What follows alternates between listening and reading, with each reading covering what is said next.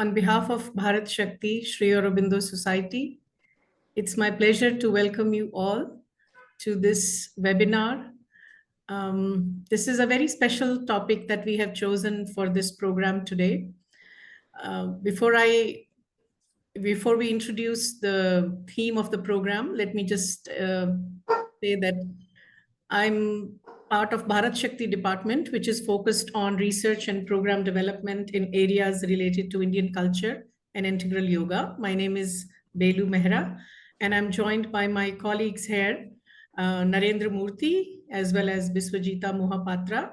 And we have another team member, Satya, who works with us remotely, who's not here today. And of course, we are guided by Pradeep Bhai, our chairman, whom I will have the pleasure of introducing in just a minute. But I just thought I'll take a few moments to describe very briefly, why we chose this particular theme for today's program. One reason is, of course, the very special date, December 7th, one of the 4 momentous days between December 5 and December 9.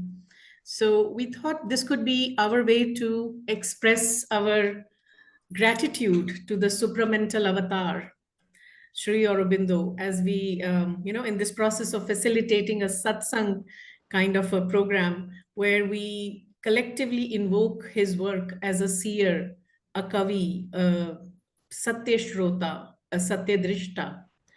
And the best way to speak of Sri Aurobindo is, of course, to use his own lines when he writes about King Ashwapati in Savitri, that his was a spirit that stooped from larger spheres into our province of ephemeral sight, a colonist from immortality. And then in the same canto, a few lines down, he speaks as if it's like, his own account of his work. His soul lived as eternity's delegate. His mind was like a fire assailing heaven. His will, a hunter in the trails of light. An ocean impulse lifted every breath. Each action left the footprints of a god. Each moment was a beat.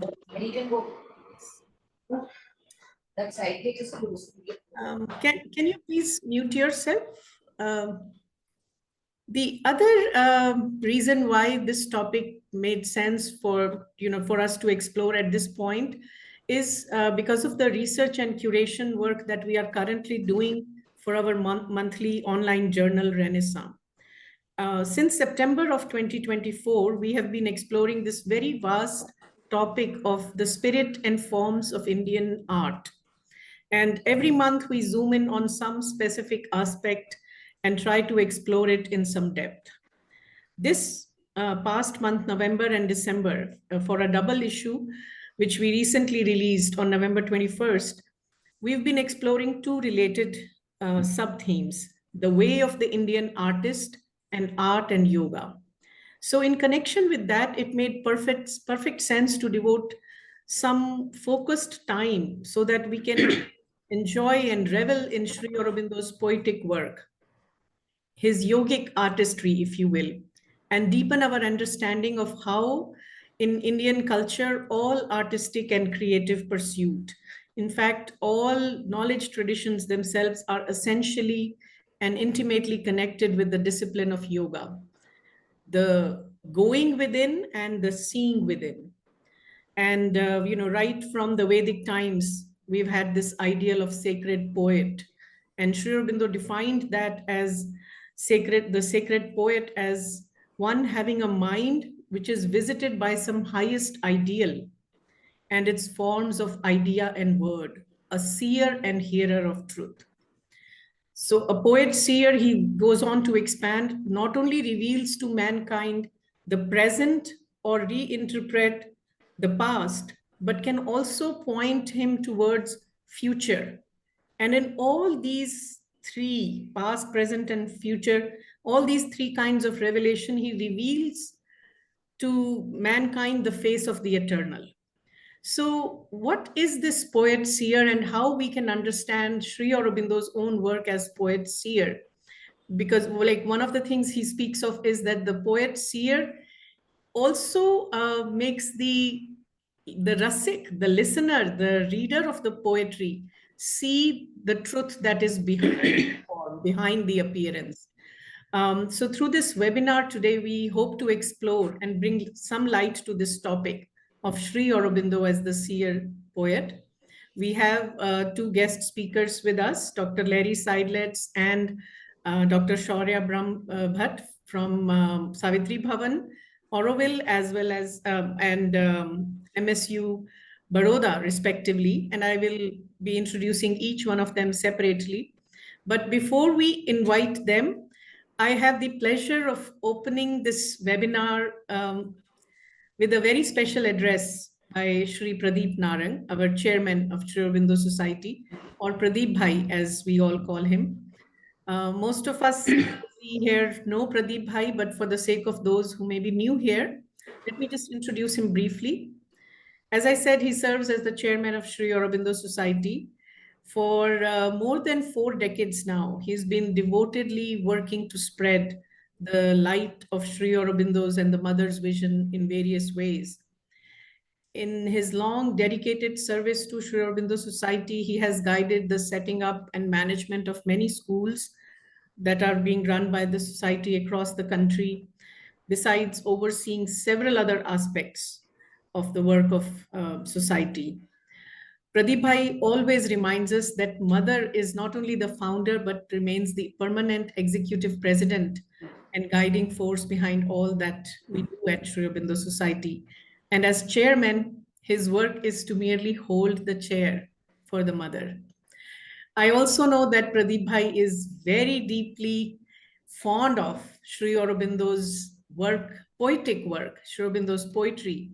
So it is really my pleasure to invite him and an honor to request him to share a little bit about what he understands, how he sees this theme of Sri Aurobindo as a seer poet, and some of the recent work that he himself has taken up at Sri Aurobindo Society to disseminate the poetic vision of Sri Aurobindo. So Pradeep Bhai, maybe begin with your address. Thank you, Beloo. And welcome, Larry and Shaurya. Poetry, English poetry has always been very close to my heart. But Sri Aurobindo's poetry, when I read over the last few decades, has really opened my heart to the mother. Every poem has something different and also something very much in common. The words that he uses, the way they sink into your heart and into your mind, it really makes you feel so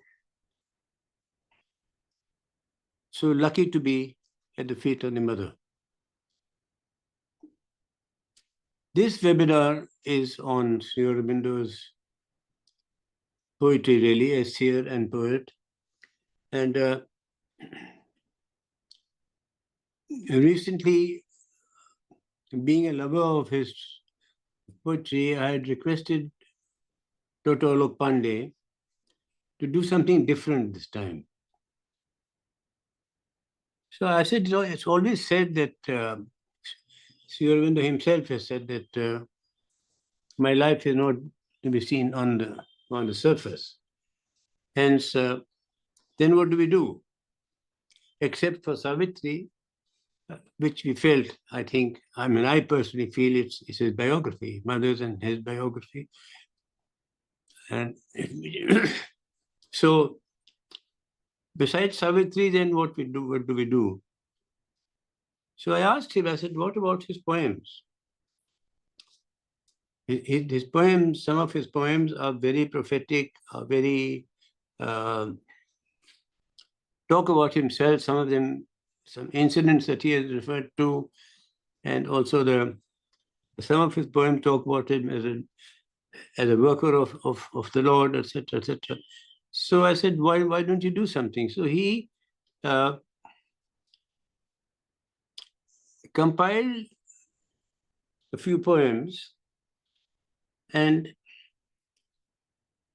and broke them up in 10 parts, which consists of poems which represent certain aspects of Sri Aurobindo's yoga. A very booklet which is very beautifully done, and recently been read out by Victor Banerjee, very beautifully. So, going through this compilation, what really touched my heart, I want to share with you. And I'm sure you know all the poems that Sri Aurobindo has written, but some of these are such which have really moved me to not only bhakti, but to work and to love Sri Aurobindo and the mother. I will now pick up a few of his poems, which I'm sure you will enjoy as I have.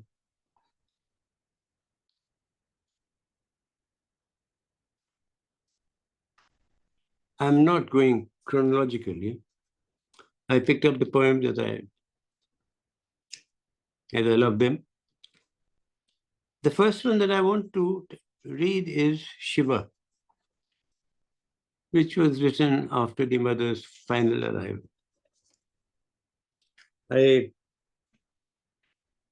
Pardon me if I look for them. I still carry my old edition.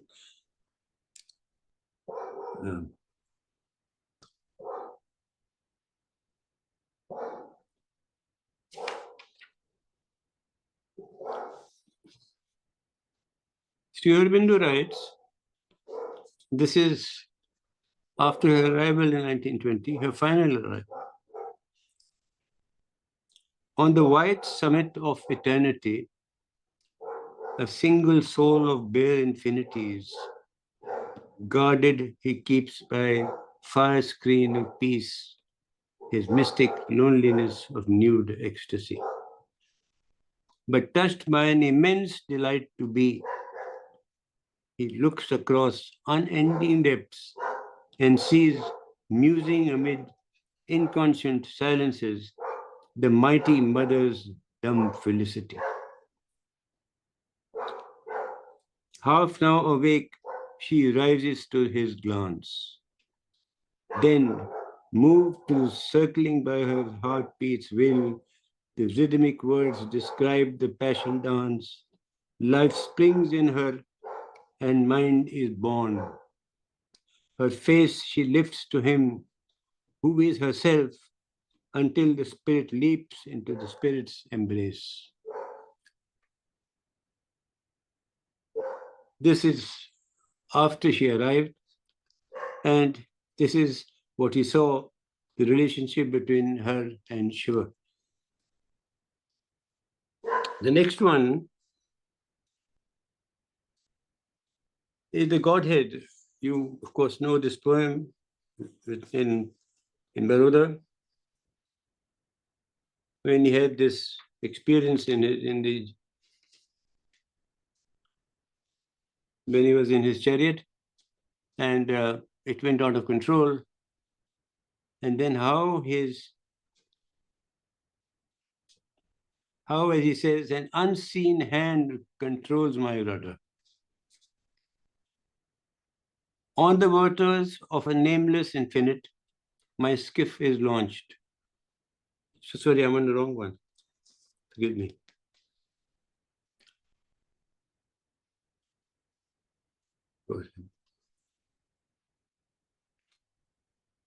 Sorry. I sat behind the dance of danger's hooves in the shouting street that seemed a futurist whim, and suddenly felt exceeding nature's grooves in me, enveloping the body of him. Above my head, a mighty head was seen, a face with the calm of immortality, and an omnipotent gaze that held the scene in the vast circle of its sovereignty. His hair was mingled with the sun and breeze. The world was in his heart, and he was I. I housed in him the everlasting peace, the strength of one whose substance cannot die. The moment passed, and all was as before, only the deathless memory I bore. This is how he was saved from a very serious accident.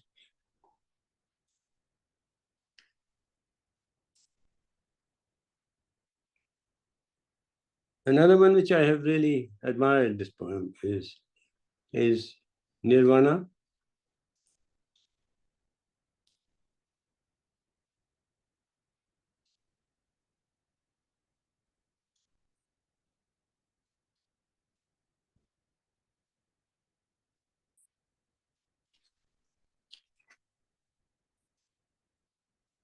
This is uh, came after his deep experience with Yogi Lele, who helped him to silence his mind. Initially, he said 3 days, but then he added actually in 1 day.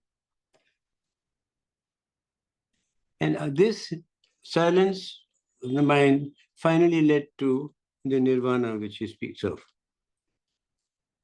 All is abolished, but the mute alone. The mind from thought released, the heart from grief, grow inexistent, now beyond relief, beyond belief. There is no I, no nature, known unknown, the city, a shadow picture without tone, floats, quivers, unreal.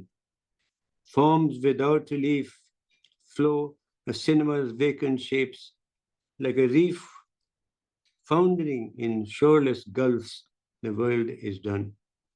Only an illimitable permanent is here.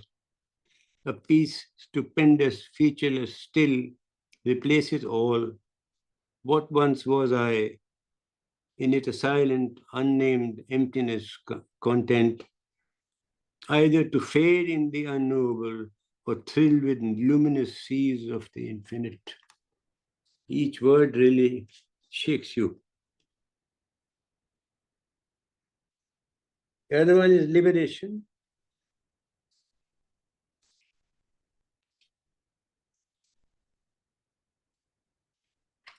Connected poem. I have thrown from me the whirling dance of mind and stand now in the spirit's silence free, timeless and deathless beyond creature kind, the center of my own eternity. I have escaped, and the small self is dead. I am immortal, alone, ineffable. I have gone out from the universe I made and have grown nameless and immeasurable. My mind is hushed in a wide and endless light. My heart is solitude of delight and peace. My sense unsnared by touch and sound and sight. My body a point in white infinities. I am the one being sole immobile bliss. Know when I am, I who am all that is. So beautifully described liberation.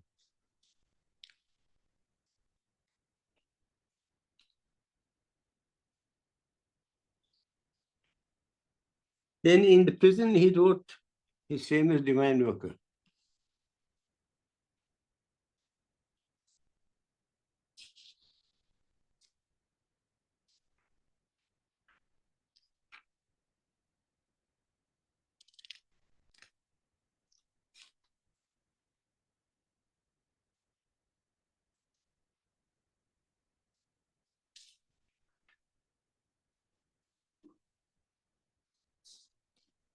I face earth's happenings with an equal soul.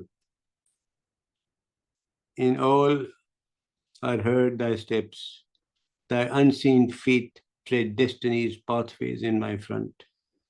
Life's whole tremendous theorem is thou complete. No danger can perturb my spirit's calm. My acts are thine. I do thy works and pass. Failure is cradled on thy deathless arm. Victory is thy passage mirrored in fortune's glass. In this rude combat with fate of man, thy smile within my heart makes all my strength. Thy force in me labors in this grandiose plan, indifferent to the time snake's crawling length. No power can slay my soul. It lives in thee. Thy presence is my immortality. Oh, my God, I can't get over this. Beautiful.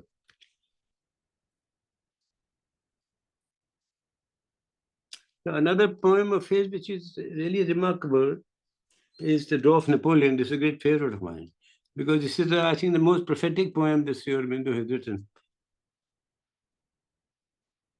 It's a long poem, so I won't read the whole thing, but just a few parts.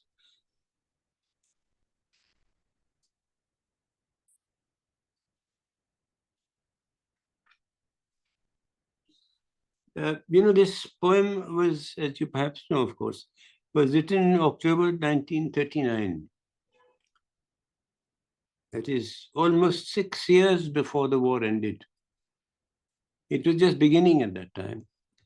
And he had described the happenings that took place in that war about Hitler. He described Hitler's personality, and he also described Hitler's end. And he also described how Hitler died. This is absolutely remarkable. This is written in October 1939, and the war ended in 45, toward the end of 45. And he has written exactly what happened. And of course, in doing so, he compares him to Napoleon, the Vibhuti, whom he thought very highly of. But I will just mention a few lines here and there.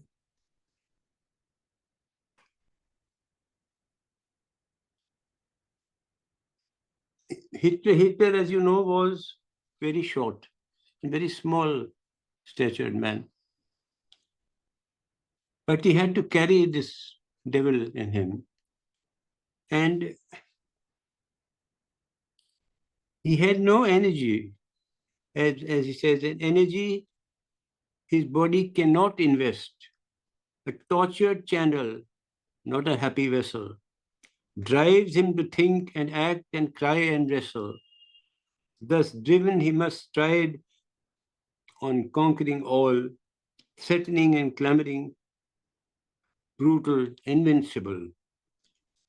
Then the last bit. Perhaps to meet upon his storm-swept road a greater devil or a thunderstroke of God. He died after his war in Russia. That is Stalin, the greater devil. He described the end 6 years before it really happened. The most prophetic poems he's ever written.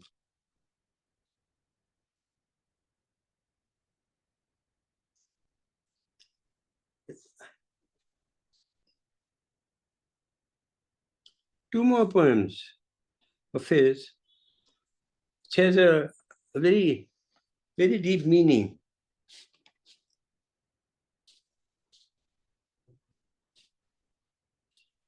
One is this the end?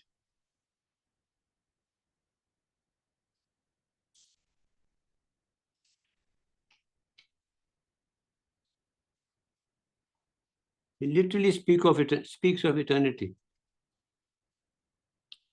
Is this the end of all that we have been and all we did or demand or dreamed? A name unremembered, a form undone. Is this the end? A body rotting under a slab of stone, or turned to ash and fire, a mind dissolved, lost in forgotten thoughts. Is this the end? Our little hours that were and are no more, our passions once so high, being mocked by the still earth and calm sunshine, is this the end? Our yearnings for the human Godward climb, passing to other hearts, deceived while smiles towards death and held the world, is this the end? Fallen is the harp, shattered it lies and mute. Is the unseen player dead? Because the tree is felled where the birds sang, must the song too hush? One in the mind who planned and willed and thought, worked to reshape earth's fate. One in the heart who loved and yearned and hoped, does he too end? The immortal in the mortal is his name. An artist Godhead here ever remolds himself in diviner shapes, unwilling to cease, till all is done for which the stars are made, till the heart discovers God and the soul knows itself, and even then there is no end. Lastly, there's a poem that he wrote, Krishna, which was written in 1939. He written two poems on Krishna. I'm referring to the one which is done in 1939.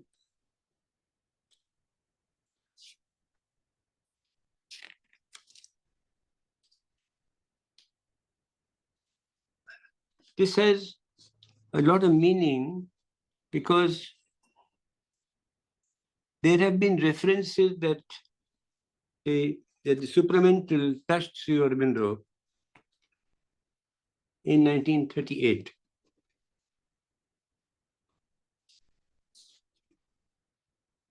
And that is why the mother, when 1956 happened, she did not call it descent, she called it a manifestation.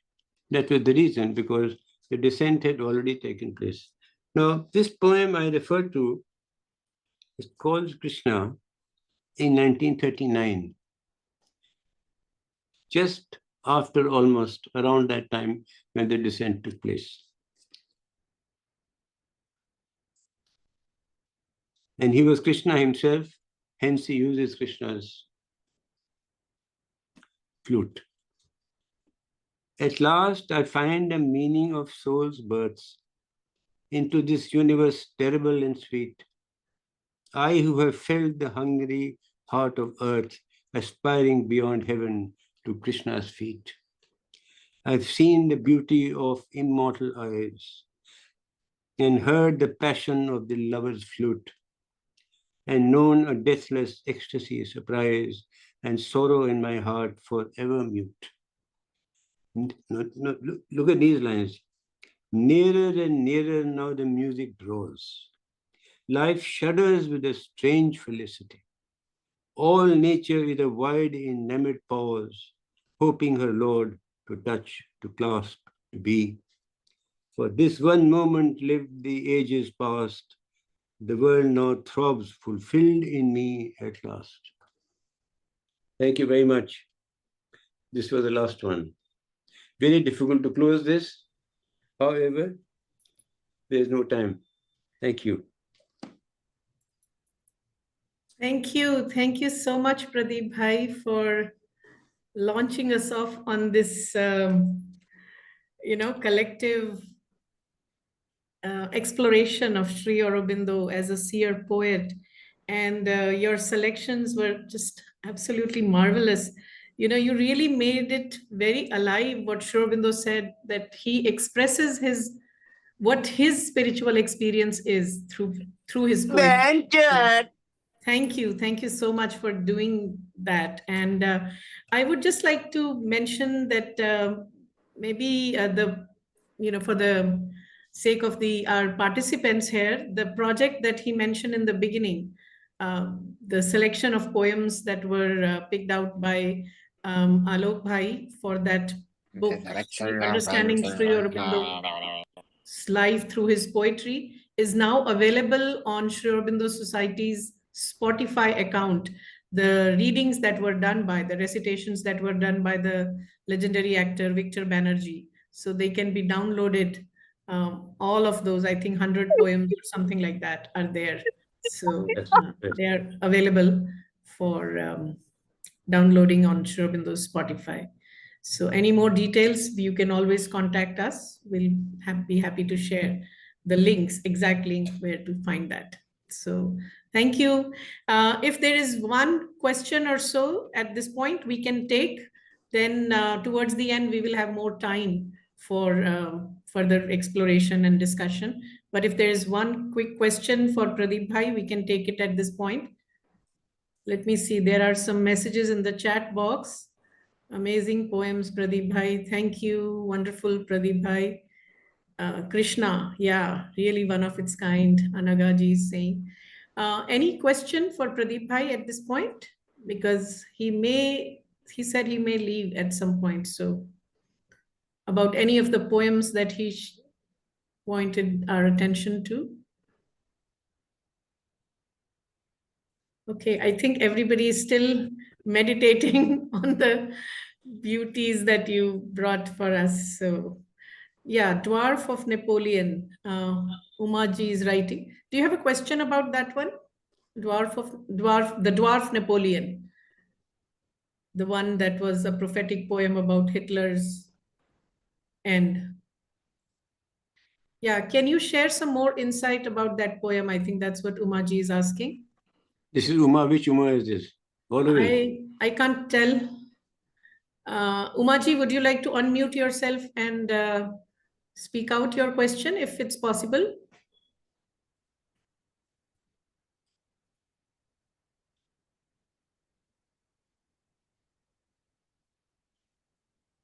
Is this one Uma that I know from Auroville, or I don't know who? But any other insight you would like to share, Pradeep Bhai, about this poem? Oh, Well, yes, this is our friend Uma from Auroville. Yeah, now I know her. Now I can Yeah. visualize you. Okay. So, Uma, would you like to speak out your question? You'll have to unmute yourself, please. Just unmute yourself, Uma.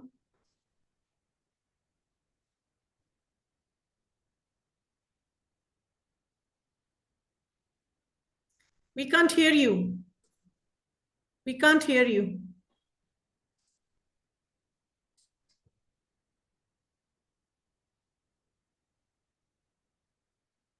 Okay, I don't think maybe her microphone is working or something. But any insight, Pradeep Bhai, would you, if you would like to share about this poem? Yeah. See, this poem was written when the clouds of war were hanging very low on us, and the war was just about to start, and hence he was guided to write this poem, and perhaps he got a flash as to what is going to happen in the war. And finally, exactly as he has prophesied, that's what happened. And in order to bring out the character of Hitler, he has compared him to Napoleon, whom he called a Vibhuti, and he held him in great esteem, Napoleon. And what Napoleon was and what Hitler was, etc. So here he had brought out his personality. It was very obvious that he was being guided by the wrong force, and which was hoping to gobble up the world through this puny little creature. Why he chose this kind of a physical creature, one never really has quite understood, and neither has Sri Aurobindo explained that, because he was hardly 5'2", and he could and he would cry. In fact, when he was helpless, when the spirit left him, he would cry lying on the floor and cringe, with tears rolling down. He didn't know what to do. So this man was chosen as an instrument, which later on, what hell he let loose over the world, and Sri Aurobindo mentions the cities and the continents which he conquered much before he did that. So it's completely prophetic. And then he goes on to say that how he would die. And it was as if he knew that Hitler is not going to win. And that how he would die, that also he said, either he would be killed by a greater devil. The greater devil was Stalin, who was the devil incarnate, or by a flash or a straight from the heaven, which will kill him. So this is really the whole story behind this poem. And it is from beginning to end, it is prophetic.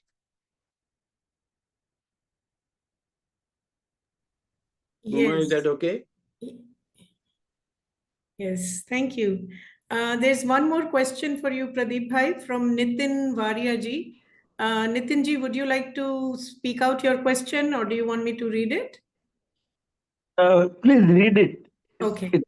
Please. Okay. Nitin ji's question is that Sri Aurobindo wrote a poem on Haile Selassie of Ethiopia. Haile Selassie. Yeah. Haile Selassie, when Mussolini had attacked Ethiopia. And how could Sri Aurobindo be in contact with Ethiopia? I have studied Ethiopia, Nitin ji is saying, and the poem was 100% fact, describing Selassie, the hero warrior. So, oh, I see. You have I know, insight. I know, Nitin. I know about his Ethiopian background. I've not read this poem about what Haile Selassie and Mussolini or whatever. How long you are in the meeting? Then I can send you the poem just now. To tell me what is the well, I've got. I think it's 2 page 289 something in the book. But my 289. The title is Hero's Warrior. The hero warrior. Fallen warrior. A fallen warrior. Okay, yes. just one second.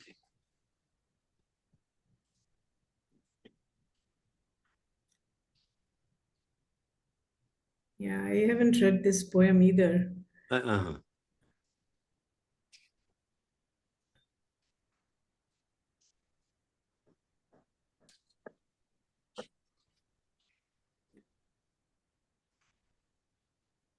Nitin ji, do you have the poem handy with you? Yeah.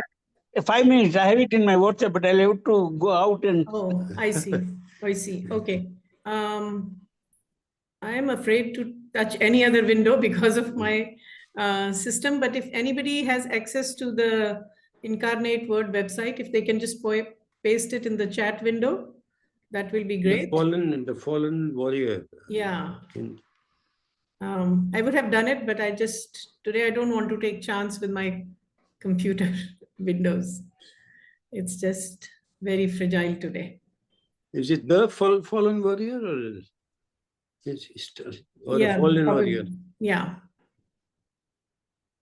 It's not fallen warrior, so it could be the. Okay, I can search on my phone.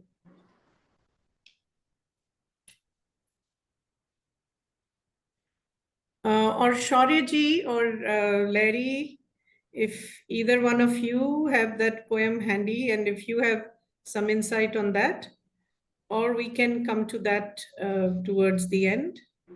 You can come after some time. Let me search it. Yeah, I'm sorry, I'm not able to catch it with this. The fallen warrior, I can't find it.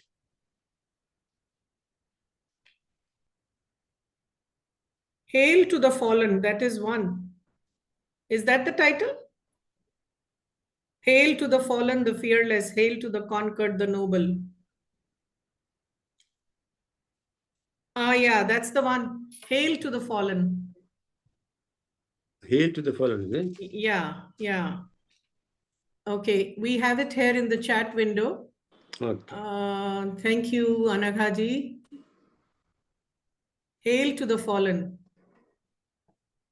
Yeah, hail to the fallen. Yeah. Yes.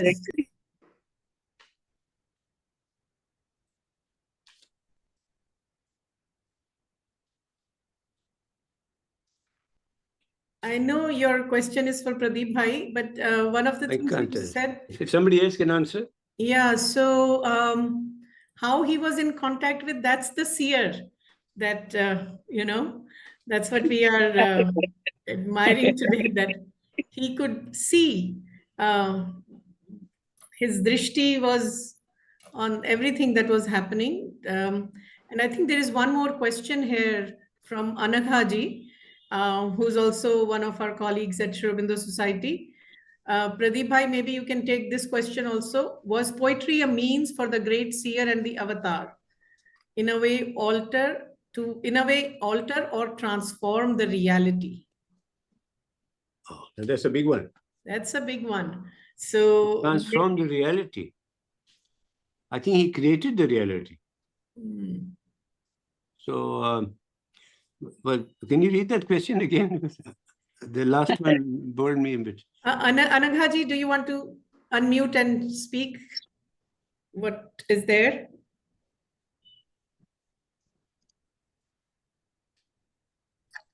Yeah, I'm very much there, but your voice is sweeter than mine, and I am not that good health-wise.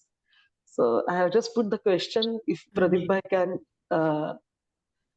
share his insight, please. Yeah. So as he's saying, it's a very big question. Maybe this is something we can, when we have heard from the other speakers as well, we can revisit. Yeah, this. I know. I think better. So, in terms of whether poetry was a means for the great seer, maybe it's not just about it's not about transforming or alter, but shaping, as Pradeep Bhai is hinting, creating the reality. Yeah. So this is something we'll keep it, and we'll come back to it. So let me just, if there are more questions or comments, please feel free to share in the chat window. Yeah, I got this poem of Hail to the Fallen Haile Selassie. He has spoken, of course, very highly of him, to the emperor and etc., and the work that he did. Yeah. He called him the Lion of Judah. Yes. Yes, fine. Yes. Fine, yes. Because I don't know the background to this poem because I've never read it before. But I know about Haile Selassie and what a great emperor he was of Ethiopia. Yes. So there is one comment from Narendra Murthy. I think he's also having some audio problem today, about the Trikal Drishti being one of the siddhis of all great yogis. So yes. So what was going on in Ethiopia, or how he was shaping the facts in what was happening on the ground? We know certainly in World War II, he is, through evening talks, there are many references and many other accounts of how he was directing many of the events on the ground. The particular speech of Churchill that almost dictated. So I have one question. Yes, Nitinji. How come at that particular time, Sri Aurobindo might have thought about Ethiopia? Because Ethiopia was not known so much in the world. It was just a very close country. So no, I think Ethiopia played a role. It did affect Europe. Yes. So to that extent, it did play a role in the World War. Yeah. All right. Well, thank you once again, Pradeep Bhai, for starting us off on this very, with beautiful selections of poetry of Sri Aurobindo that you shared. So very happy to have reveled in those poems.